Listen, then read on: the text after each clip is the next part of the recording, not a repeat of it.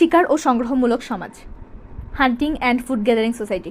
10 থেকে 12,000 বছর পূর্বে মানুষ যখন সমাজ জীবনের শুরুতে চারাগাছ রোপণের প্রযুক্তি ব্যবহার করা শিখল, তখন তারা মূলত বন্য পশু শিকার এবং বন জঙ্গল থেকে ফলমূল সংগ্রহ করে জীবন ধারণ করত।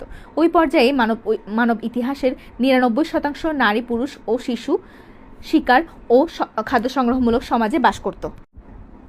সহজ সরল শিকার ও খাদ্য সংগ্রহমূলক সমাজে মানুষ যেসব যন্ত্রপাতি ব্যবহার করত সেসব পাথর ও কাঠ দিয়ে তৈরি। এই সময় প্রযুক্তিগত অগ্রগতি প্রায় অনুপস্থিত ছিল।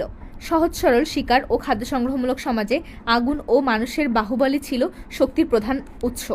আগুনের ব্যবহারের ফলে মানুষ একদিকে আলো ও উষ্ণতা লাভের সুযোগ পেল, অন্যদিকে গুহাবাসী লোকদের আক্রমণ থেকে তাদের নিরাপত্তার ব্যবস্থা হলো। উন্নত শিকার এবং খাদ্য সংগ্রহমূলক সমাজে মানুষ হাড়গুড় দিয়ে তৈরি যন্ত্রপাতির ব্যবহার শিখল। এই পর্যায়ে মানুষ তীর-ধনুক, বল্লম ইত্যাদির মাধ্যমে বন্য পশু পাখি শিকারে অধিকতর দক্ষতা অর্জন করে। শিকার ও খাদ্য সংগ্রহমূলক সমাজে মানুষের অর্থনৈতিক জীবন বন জঙ্গল থেকে ফলমূল সংগ্রহ, বন্য পশু শিকার এবং খাল, নালা, নদী থেকে মৎস্য শিকারের জন্য শিকারের উপর নির্ভরশীল ছিল। এ সময় মানুষের অর্থনৈতিক জীবন ছিল অনিশ্চিত, কারণ তারা যেসব খাদ্য সংগ্রহ করত তা বেশিদিন সংরক্ষণ করতে পারত না। মানব সমাজে প্রধানত 4 ধরনের সামাজিক সম্পর্ক বিদ্যমান, যথা সহযোগিতা, বিনিময়, প্রতিযোগিতা ও দ্বন্দ্ব। পশু শিকার ও মাছ ধরে জীবন ধারণের যুগে উক্ত 4টি মানবিক সম্পর্কের মধ্যে সহযোগিতা ও বিনিময়ই ছিল অধিকতর ক্রিয়াশীল। উপরোক্ত সমাজে গোষ্ঠী জীবন সম্পূর্ণভাবে সহযোগিতা ও বিনিময়ের দ্বারা নিয়ন্ত্রিত হতো। এছাড়া তখন স্বাধীনতা ও সম্পদশীলতা অত্যন্ত গুরুত্বপূর্ণ বৈশিষ্ট্য বলে বিবেচিত হতে থাকে, কারণ সে সময় মানুষ আত্মনির্ভরশীল হয়ে বেঁচে থাকাকে অধিকতর পছন্দ করত। যে সকল পশু ও মাছ তারা যৌথভাবে ধরত, সেসবকে তারা সকলের মধ্যে ভাগ বাটোয়ারা করে জীবন ধারণ করত। এ পর্যায়ে প্রতিযোগিতা ও দ্বন্দ্ব সমাজ জীবনে অতি সামান্যই লক্ষ্য করা যায়, কারণ সঞ্চিত অর্থনৈতিক সম্পদের প্রাচুর্য তখন ছিল না বললেই চলে। ব্যক্তিগত সম্পত্তির স্বীকৃতি না থাকার ফলে সামাজিক সচেতনতা সত্ত্বেও প্রতিযোগিতা ছিল অনুপস্থিত, বরং সহযোগিতা ও সামাজিক সচলতা পরস্পরের পরিপূরক বৈশিষ্ট্য বলে গণ্য ছিল। শিকার ও সংগ্রহমূলক সামাজিক কর্মকাণ্ডকে আমরা জীবন ধারণোপযোগী অর্থনীতি বলতে পারি, অর্থাৎ কোনো রকম বেঁচে থাকাই ছিল ওই পর্যায়ের মানুষের পরম লক্ষ্য। তখন যে পরিমাণ সম্পদ ও সেবার সুযোগ ছিল তা স্থানীয় চাহিদা পূরণের জন্য মোটামুটি যথেষ্ট। এই সময় অন্য সমাজের সাথে ব্যবসা বাণিজ্যের কোনো সুযোগ ছিল না। দৈহিক ও মানসিক দক্ষতাই উৎপাদনের প্রধান উপায় হিসেবে গণ্য।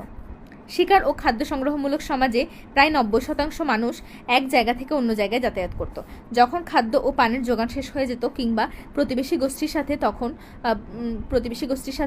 যখন দ্বন্দ্ব সৃষ্টি হতো, তখন তারা পরাজিত হতো, তারা বাসস্থান পরিবর্তন করত। এই পর্যায়ে জনসংখ্যার চাপ ছিল অতি সামান্য। শিকার ও খাদ্য সংগ্রহমূলক সমাজে লোকসংখ্যা ছিল 20 থেকে 40-এর মধ্যে সীমাবদ্ধ। তখন জনসংখ্যার ঘনত্ব বলতে কিছুই ছিল না, সেজন্য তাদের স্থানান্তর গমনে কোনো অসুবিধা হতো না। এ সময় যেসব জনগোষ্ঠী তুলনামূলকভাবে এক স্থানে মোটামুটি স্থায়ীভাবে বসবাস করতে পারত, তাদের বেশিরভাগই সমুদ্র তীরবর্তী অঞ্চলে বসবাস করত, যেখানে স্তন্যপায়ী জীব সংগ্রহ করার সুযোগ ছিল বেশি।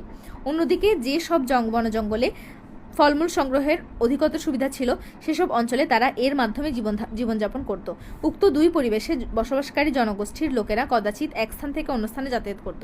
যূথবদ্ধ গোষ্ঠীগুলো সমভাবে সম্পদ ভোগ করত। শিকার ও খাদ্য সংগ্রহমূলক সমাজে আধুনিক অর্থে ব্যক্তিগত সম্পত্তি বলতে যা বোঝায় তা ছিল না।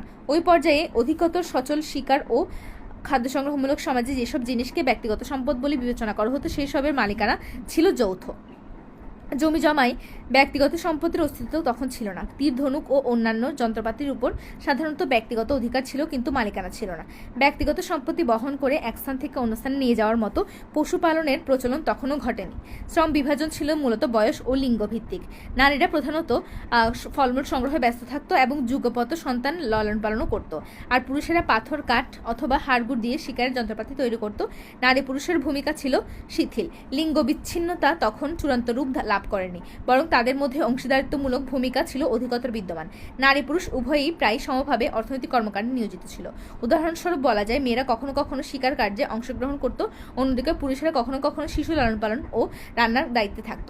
তবে এ ধরনের সমাজে শিশুরা কোনো কাজেই ব্যবহৃত হতো না। আধুনিককালের শিশু শ্রম ছিল অকল্পনীয়। শিকার ও খাদ্য সংগ্রহমূলক সমাজে কর্মবিভাগের অন্যতম ভিত্তি ছিল বয়স। যারা সবল সুস্থ ছিল তারাই দীর্ঘজীবী হতো। ওই ধরনের সমাজে বৃদ্ধরা অধিকতর সম্মান ভোগ করত এবং তাদেরকে মনে করা হতো অতি প্রাকৃতিক শক্তির আশীর্বাদ পুষ্ট। শিকার ও খাদ্য সংগ্রহমূলক সমাজে দৈহিক শক্তির প্রয়োজন ছিল অত্যধিক। বৃদ্ধরা যখন শারীরিক শক্তির দিক থেকে দুর্বল হয়ে পড়তো তখন তাদের এমন ধরনের কাজ দেওয়া হতো যেখানে পরিশ্রমের প্রয়োজন হতো খুবই সামান্য। যেহেতু ওই ধরনের সমাজে লিখিত ভাষা ছিল না, সেহেতু বৃদ্ধ লোকদের স্মরণশক্তি সামাজিক ঐতিহ্য সংরক্ষণ ও হস্তান্তরের অন্যতম প্রধান মাধ্যম হিসেবে বিবেচিত হতো। আর এভাবেই উক্ত সমাজে এক প্রজন্ম থেকে অন্য প্রজন্মে ঐতিহ্য, লোককাহিনী, রূপকথা ইত্যাদি হস্তান্তরিত হতো। শিকার ও খাদ্য সংগ্রহমূলক সমাজে দুটি বিশেষ ধরনের ব্যক্তিগত পেশা ছিল। এর একটি হচ্ছে দলপতি, যার ভূমিকা মূলত রাজনৈতিক, আর অন্যটি ছিল জাদুবিদ্যার অধিকারী ব্যক্তি, যাকে ওঝা বলা হতো। কিন্তু এই দুটিকে পূর্ণকালীন পেশা বলা যায় না, কারণ দলপতি ও ওঝা তাদের স্ব দায়িত্ব পালন করে প্রচুর সময় পেত, যা তারা অন্য কাজে ব্যবহার করত। যেখানে খাদ্য সংগ্রহের সুযোগ তুলনামূলকভাবে ছিল বেশি, সেখানে জনবসতি অধিকতর স্থায়িত্ব লাভ করে। এখানে দলপতি কিংবা ওঝার পদ মর্যাদা কখনোই বংশানুক্রমিক ছিল না। তাদের দায়িত্ব ও কর্তব্য সন্তান সন্ততির ভেতর স্বাভাবিকভাবে ন্যস্ত হতো না। মূলত ব্যক্তিগত মেধা ও গুণের ভিত্তিতে এ ধরনের পদমর্যাদা সম্পন্ন ব্যক্তি তখন সমাজে প্রভাব বিস্তার করতে পারত।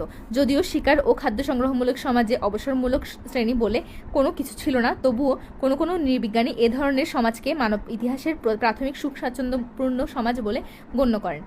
তবে অবসরের সময়ের দিক থেকে এ ধরনের সমাজের সুখ স্বাচ্ছন্দ্যের বিষয়টি বিবেচনা করতে হবে, অর্থনৈতিক সম্পদের দিক থেকে নয়।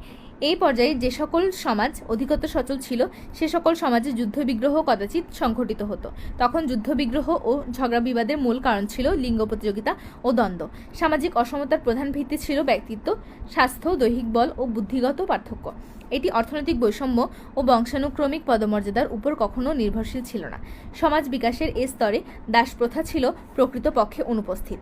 অধিকতর বিচ্ছিন্ন শিকার ও সংগ্রহমূলক সমাজে সামাজিক পরিবর্তন ছিল অতি সামান্য। মানুষের প্রযুক্তিগত জ্ঞান ও উদ্ভাবনের শক্তিও ছিল সীমিত। জন্মহার ও মৃত্যুহারের মধ্যে এক ধরনের ভারসাম্য বিদ্যমান ছিল। দুর্ঘটনা, রোগ ও খাদ্যের স্বল্পতা জনসংখ্যার বৃদ্ধির হারকে নিয়ন্ত্রণ করত। শিকার ও সংগ্রহমূলক সমাজে অধিকাংশ লোকই যৌবনে মৃত্যুবরণ করত।